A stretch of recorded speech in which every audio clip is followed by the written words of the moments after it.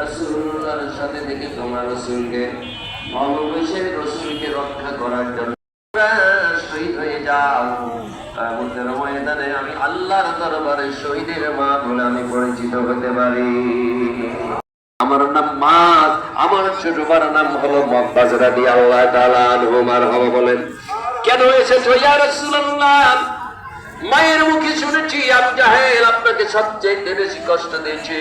সেই আবু জাহেল নাকি আজকে আবার অবস্থা নিয়েছে আপনার বিপক্ষে, আপনার সাহাবীদের বিপক্ষে। ইয়া রাসূলুল্লাহ, আপনি যদি একটু পারমিশন দেন, অনুমতি দেন, আমরা আপনার সাহাবীদের সাথে সংযুক্ত হয়ে যুদ্ধের ময়দানে আবু জাহেল।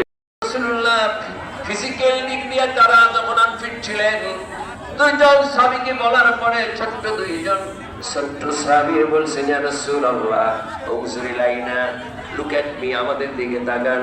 দুইটা ছেলে পায়ের উপরে ভর করে উঁচু আল্লাহর কোরআনের পক্ষে তারা থাকতে পারে।